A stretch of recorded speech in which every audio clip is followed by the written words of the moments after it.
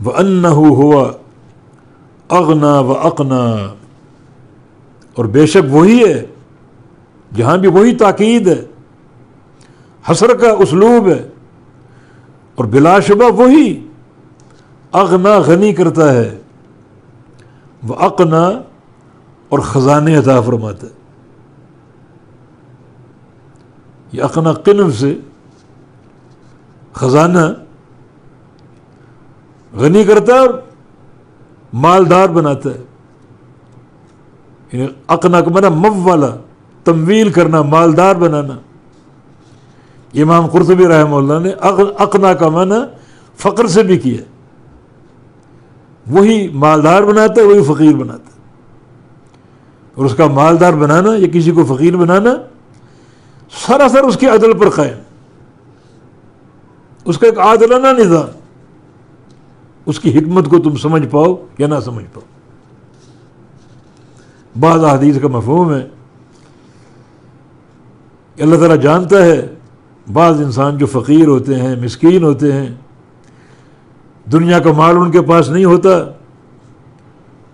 اللہ تعالیٰ چاہتا تو ان کو خزانے دے دیتا، مگر یہ اس کی رحمت ہے کہ خزانے یا مال کی کثرت اسے گمراہ کر سکتے تھے۔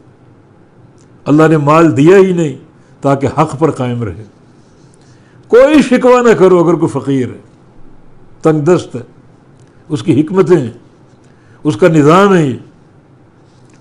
تو وہی اللہ ہے جو ہوا اغنا، جو غنی کرتا ہے، مال دیتا ہے، وہ اقنا اور خزانے دیتا ہے۔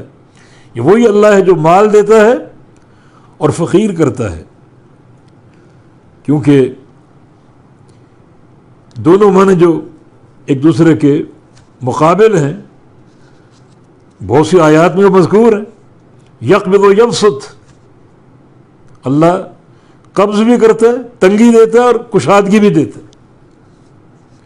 یبسط میں اغنا کا معنی ہے اور یقبض میں اقنا کا معنی۔ ایک اور مقام پر یبسط الرزق لمن یشاء من عبادہ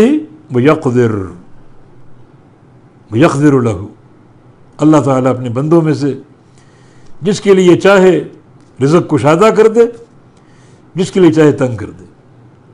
یہ کشادگی اور یہ تنگی اس کا عین عدل ہے، کسی پر کوئی ظلم نہیں، اس کی حکمت وہی جانتا ہے۔